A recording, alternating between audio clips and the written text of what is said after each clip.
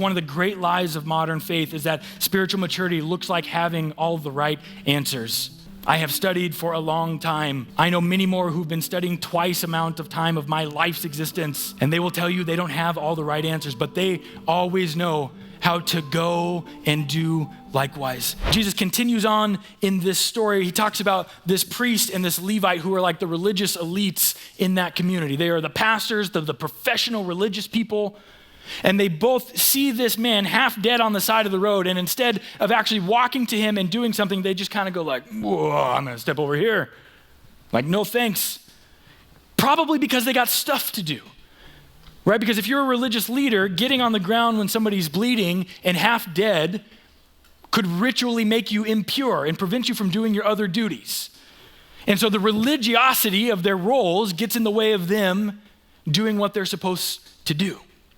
And I think, if we're not careful, this is where most of us live.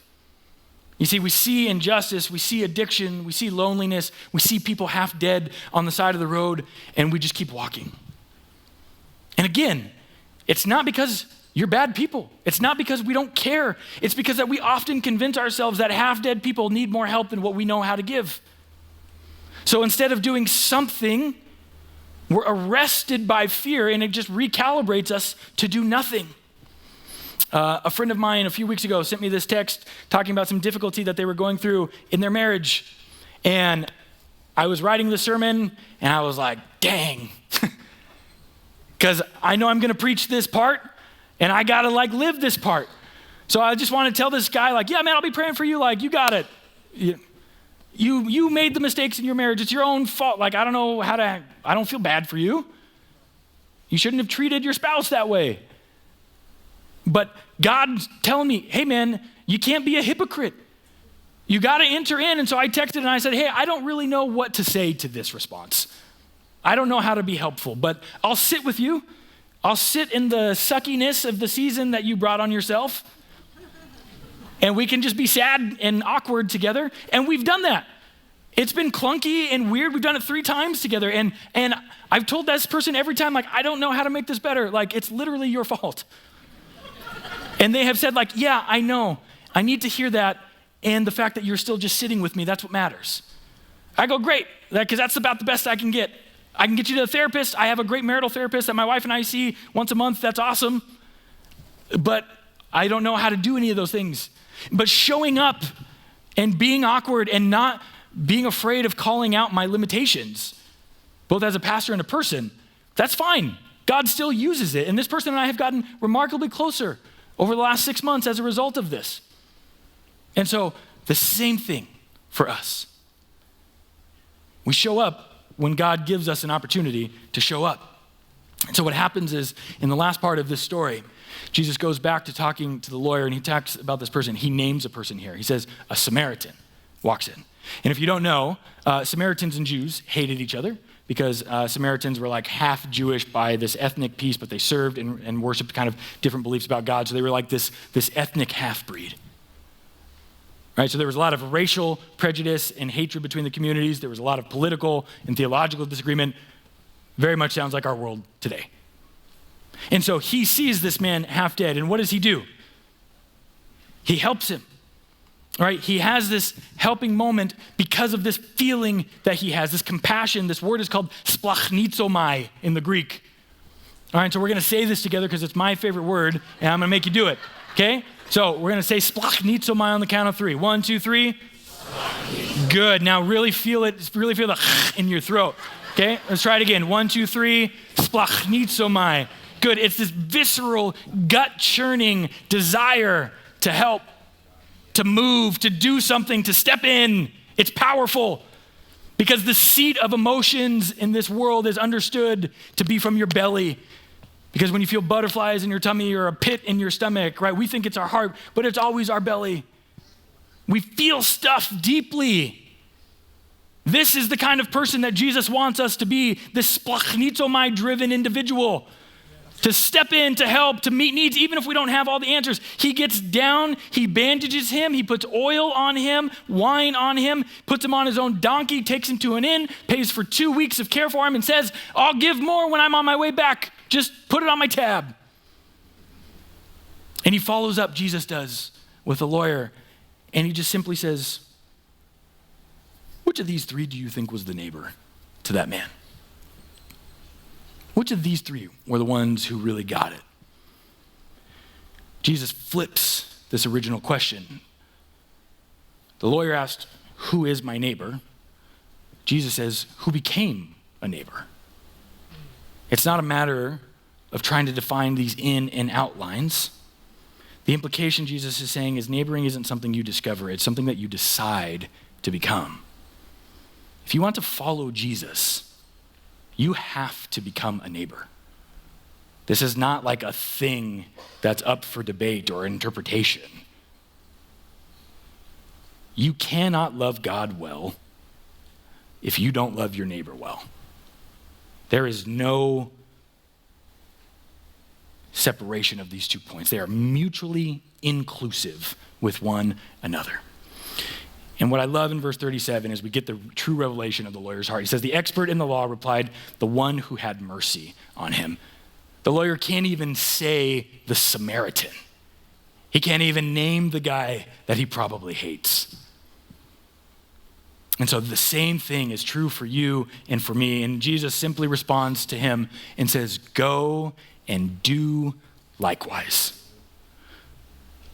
We love to pontificate. We love to think. We love to read. We love to engage and wrestle with the philosophy and with the theology. All of those things are important. I love it as much, if not more, than everyone else. I literally spent my life doing it. But all of that is good and great and has a place in the church.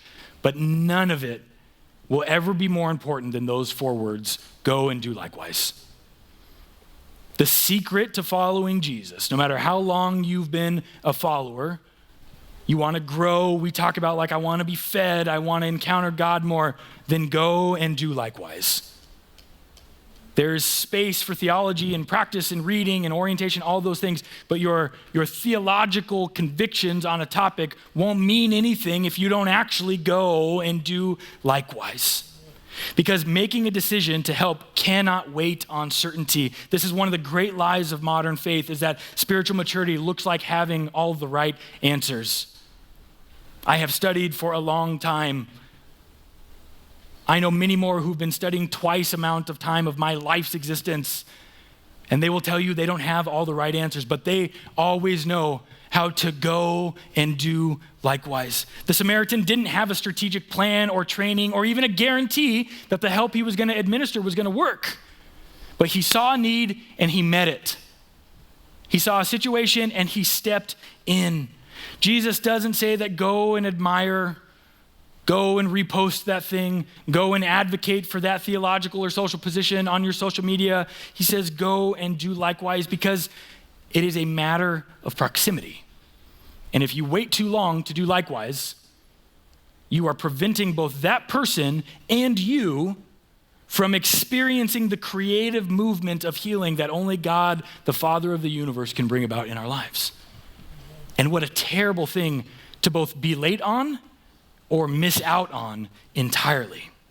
Right? We know that if somebody's not breathing, it's better to stand over them and do chest compressions to the beat of Stayin' Alive by the Bee Gees, I think.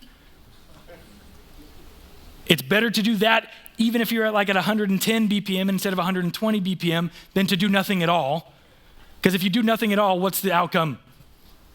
They're dead, right? If you do something, even if it's a 1% chance that they can be rescued and saved, that's obviously a far better outcome.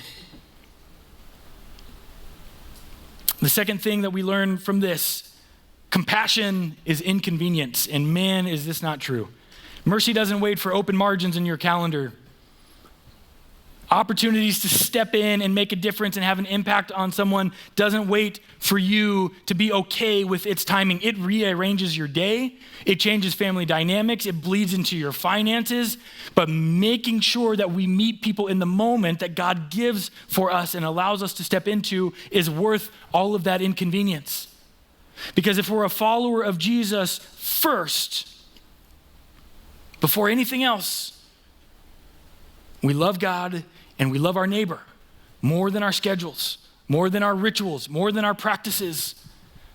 Right? The Levite and the priest both had rituals and schedules and practices that they needed to keep, and they were the ones who missed out on the opportunity to become that neighbor. And the reality for us as modern day people is that if our love never interferes with our comfort or the way that we want stuff, our convenience or control or whatever it may be, our love for God is probably not actually love, it's probably performance. Loving God requires you being willing to have your schedule thrown off for God. The Samaritan paid money, absorbed risk, took time, not because he had access, but because he had empathy. He understood what it meant to be a good person of faith. And for us, biblically speaking, compassion is a form of crucifixion. Right? What it means is that we are dying to the illusion that our time, energy, or even our resources are our own. They are not. If you follow Jesus, you own nothing in this world. You are simply a manager of what you've been allowed to steward. So if you want to grow in Christ-likeness, don't look for more convenience. Look for where you can be interrupted by someone else's pain.